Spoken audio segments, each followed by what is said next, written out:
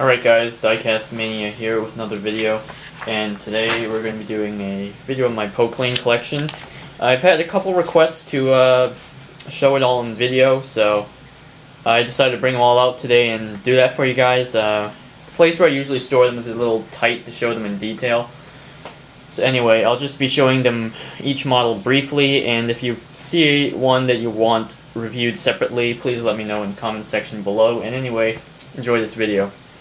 So this is the oldest Poclain model I own. It's a 1971 Bourbon Plastics Poclain GC120, made in 1/43rd scale, all plastic model. This is the second revision of it with the slightly different cab and the reach boom, monoblock boom, I believe. So here we are. These Bourbon Plastics models are very hard to find in good condition, and they can fetch quite the price on eBay.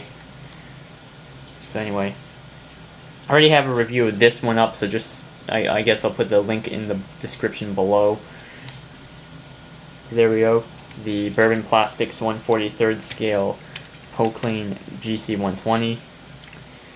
Now this isn't the oldest model, but the machine it's based off of is fairly classic, the TY45. This was actually a recent model by Conrad, I believe 2009, I think.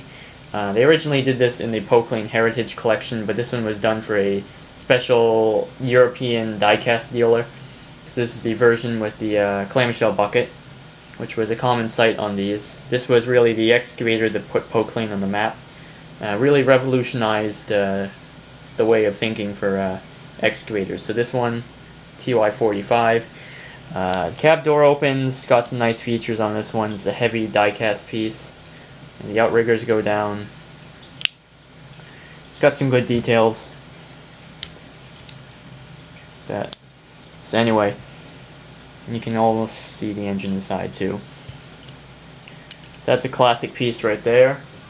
Now, moving on to a smaller scale, this is the Hobby and Work Publishing Poclain TC45, which is the crawler version of the TY45. This one has the trapezoidal ditching bucket. Also, this one is a relatively recent piece.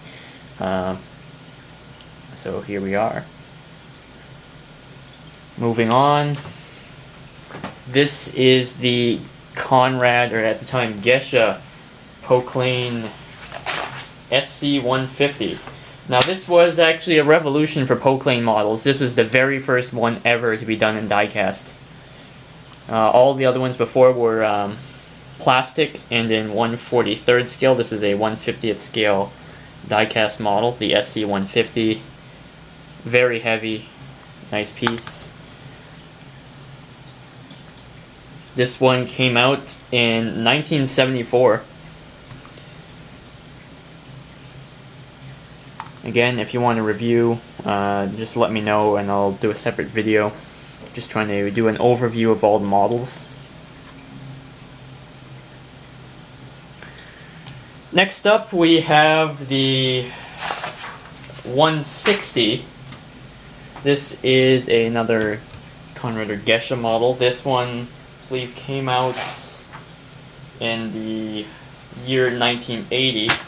It's a Conrad piece. The Conrad models are a little more easy to come by than the Bourbon models, yet they're still quite pricey, but you can still find a good deal on them every now and then.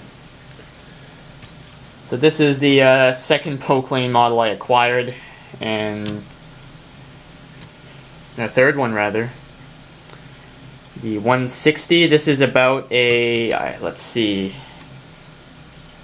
30-ton machine, around the size of a 30-ton machine. Around this, a little bit smaller than a 235 Cat.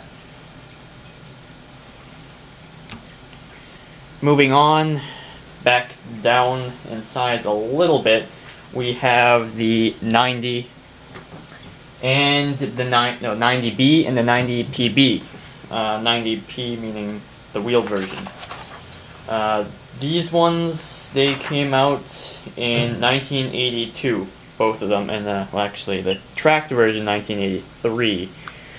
But as you can see, very nice models. This uses the same bodywork for the upper structure as the 90, but they just changed the cab out to update it to the newer series cab that they were using in 1982 and 1983.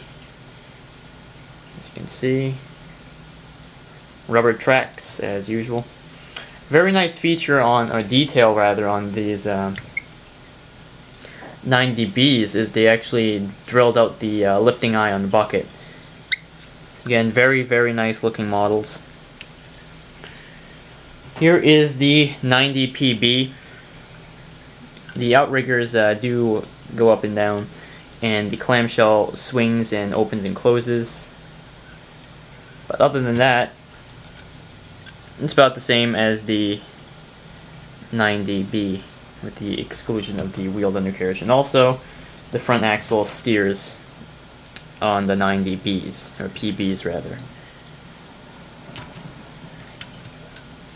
Also, they did a re-released version, I believe in 2005, by the Conrad Poclain Heritage Collection. They updated it a little bit, changed the tires out for some newer looking ones, and added some detail. And they also released it in 1/87 scale by Hobby and Work Publishing. As you can see, the cylinder on this one is a little bit fragile. I'll have to fix that someday with a little bit of brass. But on the 1/87 scale ones, they're fair models for the price. They're just not very well executed in terms of quality control, but they still look nice. And on this one, the clamshell opens and closes too. There you go. That's the 90PB in 1/87 scale. Now I'll move on to a larger model. This is the Poclain 350 CK Front Shovel. This one was actually part of the Poclain Heritage Collection by Conrad. This was model, what, number 3? I think this was around the 2007 or 8, 9 release. It features metal linked tracks with tensioners, and the front shovel boom is a total new cast, as well as the cab guard.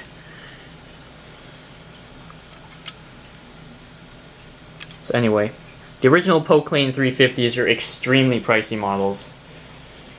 But anyway, not exactly chronological, but since I showed the 350, this is the 350B Case Poclain. Now this Case Poclain, this actually was a sad moment for a lot of Poclain fans back in the day. This was, I believe, a 1990 release, or 1987 I want to say. Because it was the year, 1990, it was the year around the time that Case, or J.I. Case Tenneco, gained the majority share of the Poclain brand from the Batille family. Probably butchering the pronunciation, but they gained the majority share of the Poclain company from the original family that owned it, and that allowed them to change the name to Case Poclain and completely phase out the classic red and white. Shortly after that, they went through maybe 1 or 2 more generations of excavators before the Poclain brand disappeared entirely. But that's not the end of the line for this video. Definitely going out of order here, but EC1000, it was a record setter. This model is made by Vivers, or CEF, and it is very big, as you can see. It was released, I believe, in the late 70s. Anyway, this was a monster. Very few of these were built, the real machines rather. 3 Detroit diesel or General Motors 8V71 engines. So this thing definitely screamed. But anyway, very large piece. It was a record-setting 10 cubic yard bucket, which by today standards is a little small for a mining machine, but once, at one point, this machine was the largest in the world. So this is also a very expensive model, but I was able to get a good deal on this one.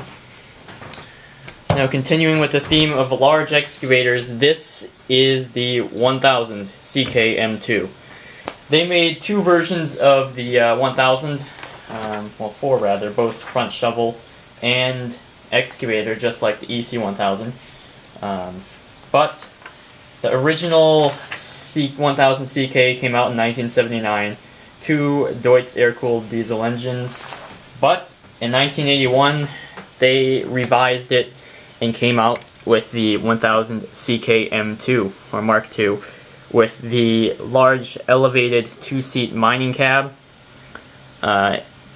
slightly revised upper structure for better access, and instead of Deutz diesel engines, they had the option of two Cummins engines with, I believe, 1,000 horsepower combined, and they also had a rare electric power variant.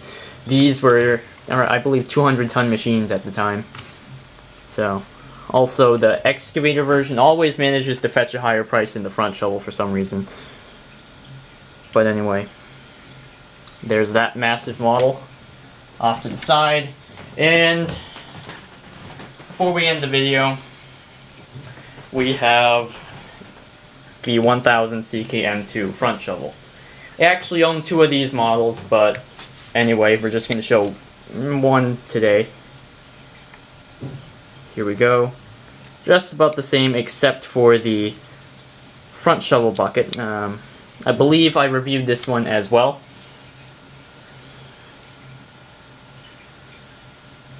Again, very heavy models. The 1000 is made by CEF Replex, I believe.